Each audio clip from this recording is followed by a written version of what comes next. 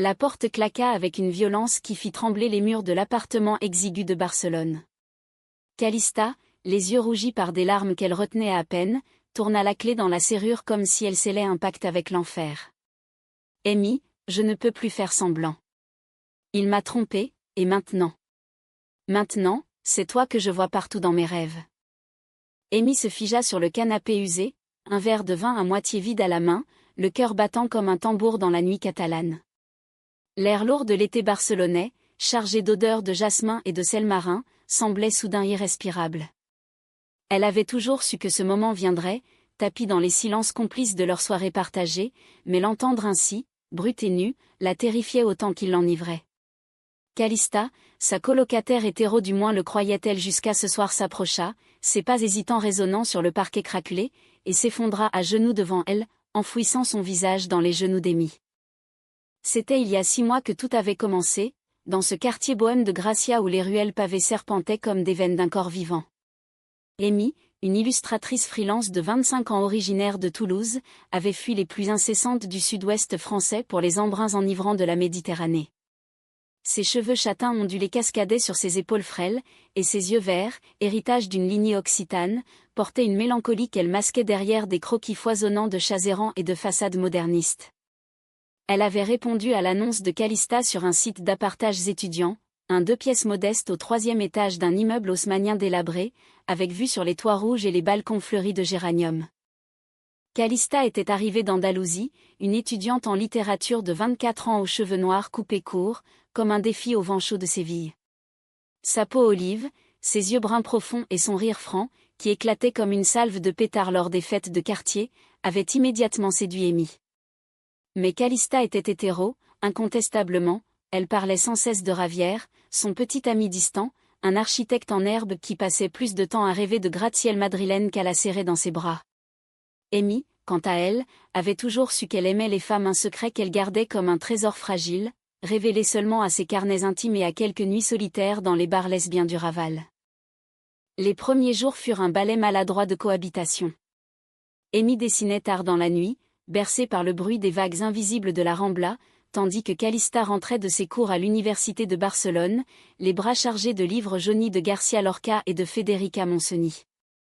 Elle partageait des dîners frugaux, paella aux fruits de mer achetés au marché de la Boqueria, arrosés de sangria maison. Tu sais, Amy, en Andalousie, on dit que l'amour est comme le flamenco, passionné, mais toujours un peu douloureux, lâcha un soir Calista, en versant du vin rouge dans leurs verres ébréchés. Amy rit, mais son cœur se serra, elle imaginait déjà Calista dansant pour un autre. Peu à peu, les frontières s'estompèrent. Un matin pluvieux, alors que l'orage catalan martelait les vitres, Calista entra dans la chambre d'Amy pour emprunter un pull. Elle trouva la jeune Française penchée sur son chevalet, esquissant un portrait d'elle-même Calista, surprise en train de rire sous la pluie lors d'une escapade à la Sagrada Familia. « C'est moi », murmura-t-elle, émerveillée. Amy rougit, balbutiant une excuse, mais Calista posa une main sur son épaule, un geste si naturel qu'il en fut dévastateur. « C'est magnifique. Tu me vois vraiment, hein ?» Ravière, lui, ne regarde même pas. Ces instants s'accumulèrent comme des perles sur un collier fragile. Elles arpentaient les Ramblas au crépuscule, main dans la main pour ne pas se perdre dans la foule des touristes, et s'asseyaient sur les bancs de la Plaza Royale pour dévorer des churros encore chauds. Amy racontait ses amours passés, une professeure d'art à Toulouse qui l'avait brisée comme une vague sur les rochers, et Calista confessait ses doutes sur Ravière, ce fantôme qui l'appelait de plus en plus rarement. Il dit que je suis trop libre, trop andalouse pour son monde structuré, avouait-elle, les yeux perdus dans les fontaines de Gaudí. Mais l'ombre de Ravière planait. Il débarqua un week-end, imposant et charismatique, avec ses costumes impeccables et son accent madrilène tranchant. Amy le détesta instantanément, il monopolisait Calista, l'emmenait dans des restaurants chics du quartier gothique, la couvrant de compliments vides. Une nuit, alors qu'elles pensaient toutes deux qu'il dormait, Amy surprit Calista en larmes dans la cuisine, froissant une lettre. « Il veut que je change, que je sois plus conventionnelle. Mais je ne sais plus qui je suis. » Amy la serra dans ses bras, inhalant l'odeur de jasmin de ses cheveux, et pour la première fois, leurs lèvres se frôlèrent, un effleurement accidentel, ou peut-être pas. Le lendemain, Ravière partit, promettant un retour imminent.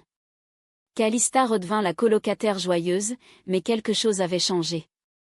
Amy sentait le regard de Calista s'attarder sur elle, lors des matins paresseux où elle sortait de la douche, une serviette nouée autour de la taille. « Tu es si belle, Amy, comme une muse de Picasso », murmura-t-elle un jour, en effleurant du bout des doigts le tatouage d'une rose épineuse sur l'épaule de la Française. Amy trembla, le désir la consumant comme un feu de paille. Puis vint l'été, torride et impitoyable. Barcelone s'embrasait de festivals, les sardanes dans les plazas, les feux d'artifice pour la Vierge de la Merced. Elles dansèrent ensemble lors d'une nuit de fête, leurs corps se frôlant dans la foule en sueur, sous les guirlandes lumineuses. Calista rit, ivre de sangria, et attira Amy dans une ruelle sombre. « Embrasse-moi, juste pour voir », souffla-t-elle, les yeux brillants. Le baiser fut un ouragan, lèvres salées de sueur et de vin, mains qui s'égarent, cœur qui cogne. Mais au matin, Calista recula, paniquée. C'était une erreur. Ravière rentre la semaine prochaine. Oublie. Amy ne put oublier.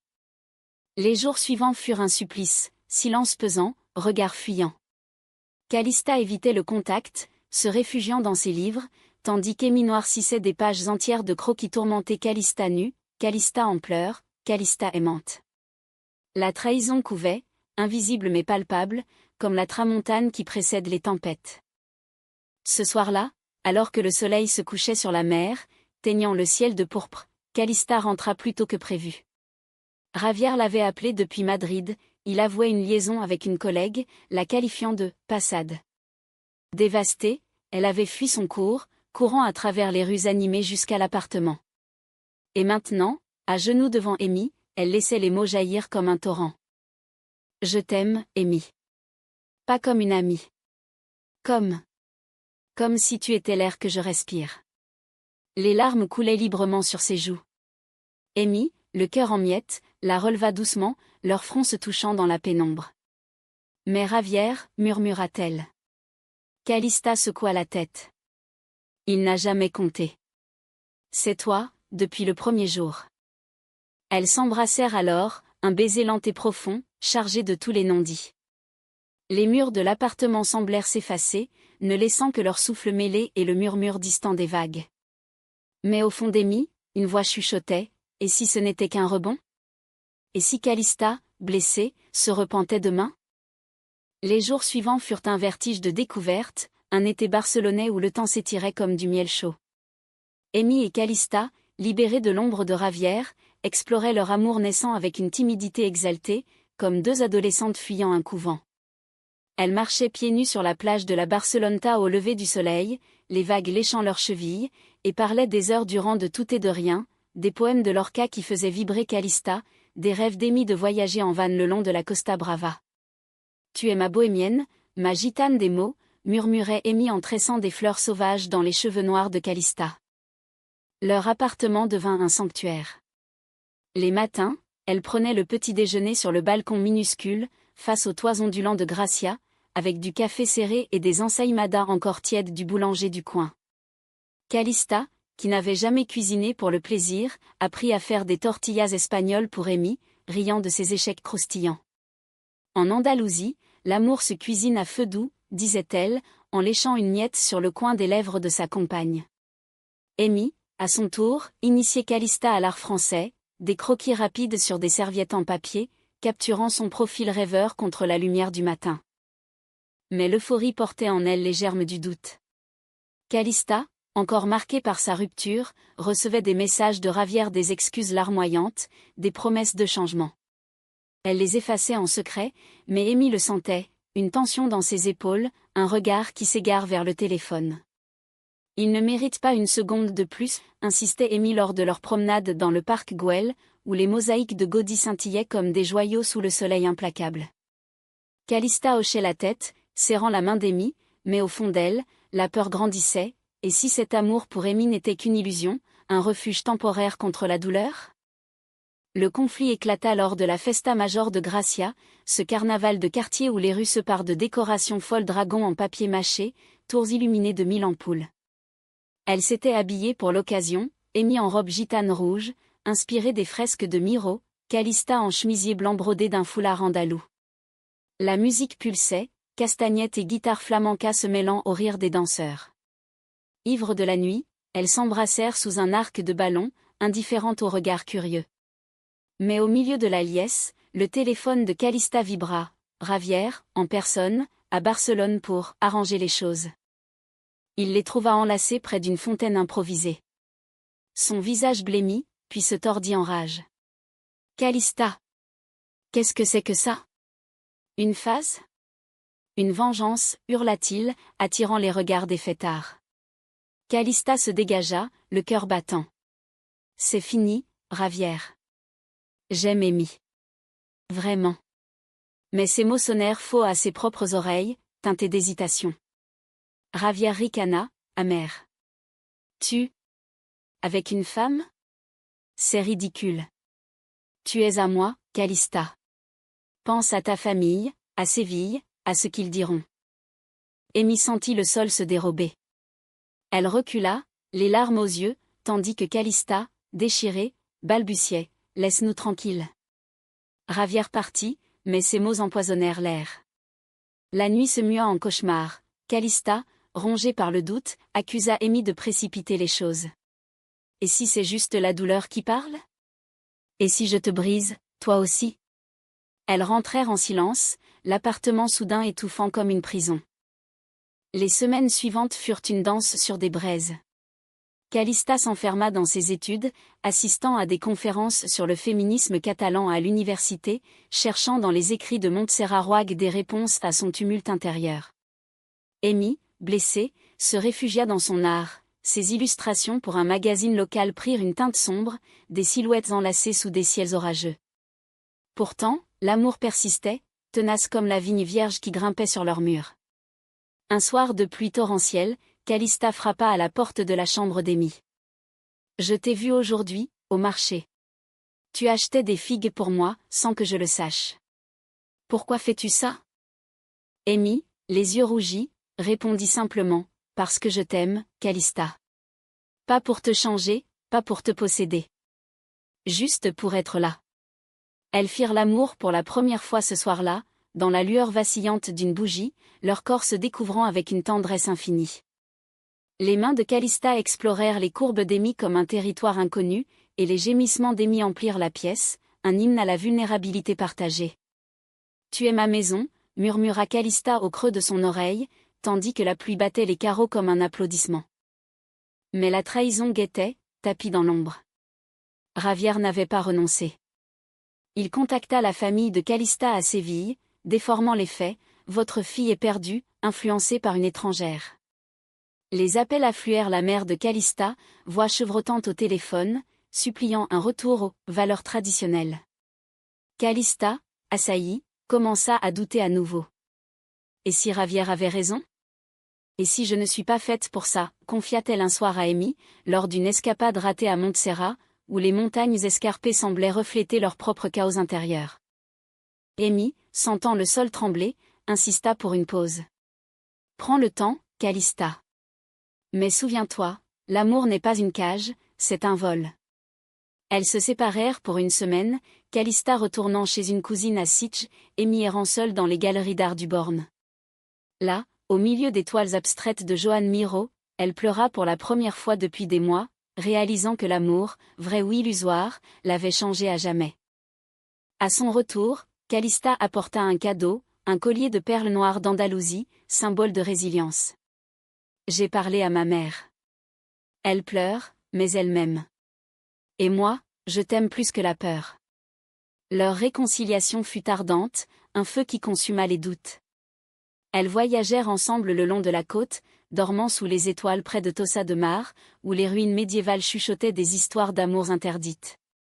Calista écrivit son premier poème pour Amy, des vers en castillan mêlés de catalan, évoquant des vagues embrassant des falaises. Pourtant, le destin tissait sa toile.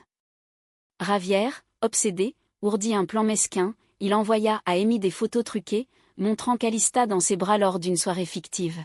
« Elle joue avec toi », lisait la légende. Amy, voyant les images, sentit son monde s'effondrer.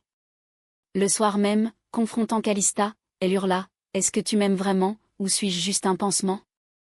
Calista, horrifiée, jura son innocence, mais les graines du soupçon étaient semées. L'automne s'installa sur Barcelone comme un manteau de brume, les feuilles des platanes jaunissant les avenues du Passec de Gracia. Amy et Calista, malgré la tempête ravière, tentaient de reconstruire leur nid fragile. Elles adoptèrent un chat errant, une femelle grise aux yeux d'ambre qu'elles nommèrent Luna, symbole de leur nuit lunaire et mystérieuse.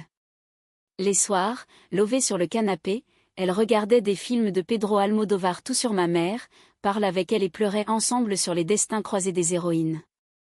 Comme nous, murmurait Calista, en caressant la joue d'Amy du dos de la main. Mais la trahison de Ravière n'était que le prélude. Calista, encouragée par une professeure à l'université, décida de publier ses poèmes dans une revue littéraire locale. C'est pour nous, Amy. Pour crier notre amour au monde. Les vers parlaient d'une amante aux yeux de merde verte, d'un baiser volé sous les étoiles de Gaudí. La revue, The Catalane, les accepta avec enthousiasme, et une lecture publique fut organisée dans une librairie du quartier gothique. Ce soir-là, la salle était bondée, étudiants, intellectuels barbus, quelques lesbiennes aux allures de militantes. Calista monta sur l'estrade, tremblante, et mit dans le public, le cœur gonflé de fierté. Elle lut d'une voix claire, en catalan fluide, et la foule applaudit, touchée par la émotion. Mais au milieu des congratulations, Ravière surgit, ivre et furieux, accusant Calista de « salir l'honneur andalou ». « Tu n'es qu'une traîtresse », cracha-t-il, avant qu'Amy ne s'interpose, le poussant dehors sous les huées. La police locale intervint, et Ravière fut emmenée, menaçant de se venger. Ce fut le déclencheur du vrai conflit. Calista, traumatisée, sombra dans une mélancolie profonde. « Et si j'ai tout gâché? Ma famille me renie, Ravière me hante, et toi? Toi, tu mérites mieux qu'une femme brisée. » Amy, épuisée par les nuits blanches à veiller sur elle, explosa un soir dans la cuisine, au milieu des assiettes de gazpacho froid. « Je t'aime, Calista, mais l'amour ne suffit pas si tu doutes à chaque pas. C'est une prison, ça. » Les mots blessèrent comme des lames, et Calista, en larmes, quitta l'appartement pour une nuit, errant dans les rues pluvieuses du Raval. Amy passa ses heures en enfer, feuilletant leurs photos, Calista riant à la Casa Batlló, leurs mains entrelacées sur la plage de Bogatel. Luna miaulait à ses pieds, comme pour la consoler. Au lever du jour, Calista revint, trempée jusqu'aux os, un bouquet de roses sauvages à la main. J'ai marché jusqu'au port. J'ai regardé la mer, et j'ai compris, tu es mon horizon, Amy. Sans toi, je suis à la dérive. Elles se réconcilièrent dans les bras l'une de l'autre, un amour plus mature, forgé au feu des épreuves. Pourtant, le chaos approchait, inexorable. La famille de Calista, alertée par les ragots de Séville, envoya son oncle un homme rigide, patriarche andalou pour la ramener à la raison. Il débarqua un après-midi, sans prévenir, emplissant l'appartement de son parfum de tabac et de regrets. « Calista, ma nièce, qu'as-tu fait? Une femme avec une femme?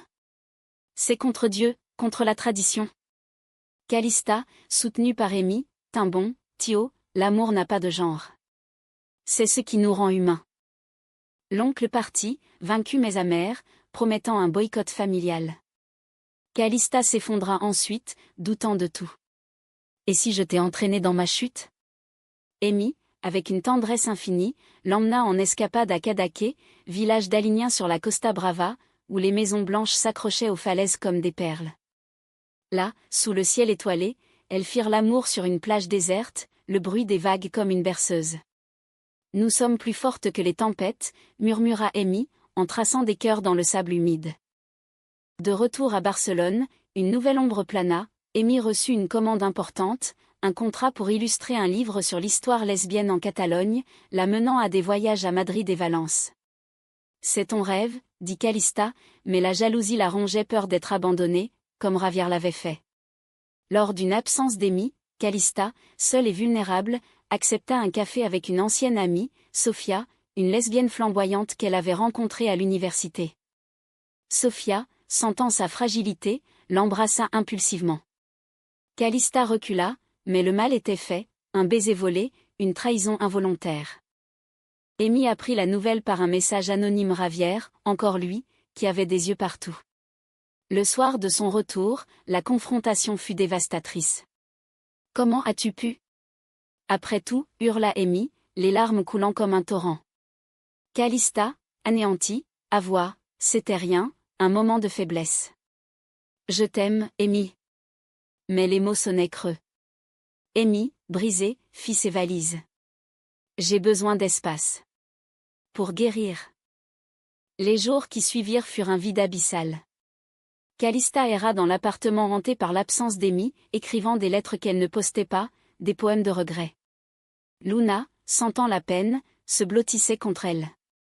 Elle appela sa mère à Séville, qui, pour la première fois, l'écouta sans juger. « Mija, l'amour est un chemin tortueux, mais suis ton cœur. » Calista réalisa alors la profondeur de sa trahison, non pas le baiser, mais son doute perpétuel qui avait miné leur lien.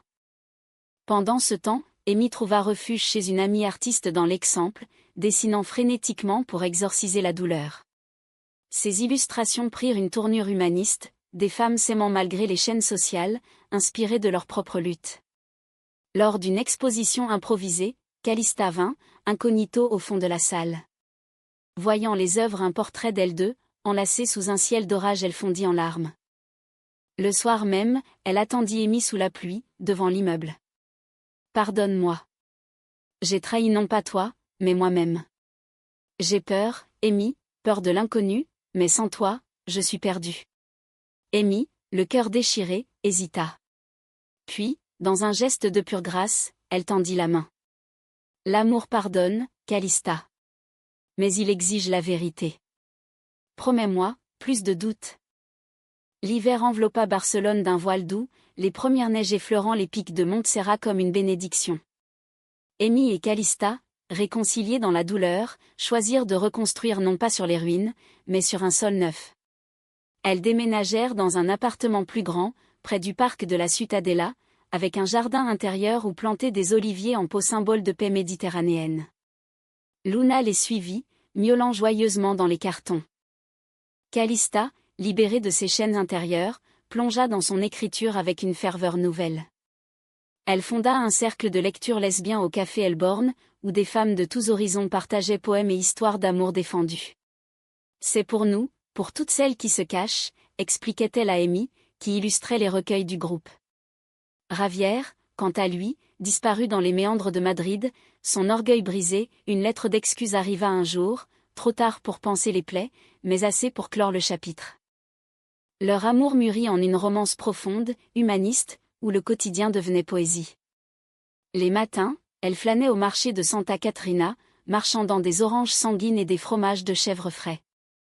Les après-midi, Amy peignait dans l'atelier improvisé, Calista lisant à voix haute des extraits de Volvé Almodovar, leur rire se mêlant aux cris des mouettes. Les nuits étaient un sanctuaire, corps entrelacés sous des draps de lin, murmures de promesses éternelles. « Tu es ma France, ma passion cachée », soufflait Calista, en traçant des arabesques sur la peau d'Amy. « Et toi, mon Espagne, mon feu vivant », répondait-elle. Pourtant, le destin, capricieux comme une bourrasque tramontane, testa une dernière fois leur lien.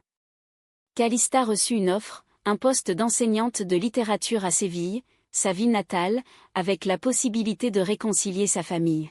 « C'est une chance de guérir les ponts », dit-elle à Amy, les yeux brillants. Mais Amy, hantée par les séparations passées, paniqua. « Et nous ? Serons-nous assez fortes pour l'éloignement ? » Le conflit ressurgit, plus nuancé, plus mature. Elles passèrent des nuits à débattre, marchant le long de la plage nocturne de Nova Icaria, où les lumières de la ville dansaient sur l'eau noire. « L'amour n'est pas possession, c'est confiance », argua Amy, citant ses propres dessins. Calista, touchée, choisit de refuser l'offre. « Séville est mon passé. Toi, mon présent et mon futur. » Sa famille, apprenant la nouvelle, envoya une lettre émouvante. La mère, jointe à un chapelet de perles, écrivait « Viens avec Amy. Nous l'aimerons comme notre fille. » Le printemps ramena la lumière, et avec elle, une révélation. Lors d'une escapade à Figueres, au musée d'Arles, où les girafes brûlantes et les montres molles défiaient la réalité, Calista se mit à genoux devant le jardin des sentiers qui bifurquent. Amy, veux-tu m'épouser? Pas pour la loi, l'Espagne nous l'accorde déjà, mais pour l'âme, pour le monde entier? Amy, les larmes aux yeux, accepta, scellant leur union d'un baiser salé de sueur et d'émotion. Leur mariage fut une célébration intime, dans un vignoble des Penedès, entouré d'amis artistes et de la famille réconciliée de Calista. Sous un ciel azur, avec des guirlandes de raisins mûrs et des tables chargées de cava pétillants, elles échangèrent des vœux en 3 langues, français, espagnol, catalan. Dans les tempêtes de la vie, tu es mon phare, jura Amy. Et toi, ma mère infinie, répondit Calista. Luna, couronnée de fleurs, miaula son approbation.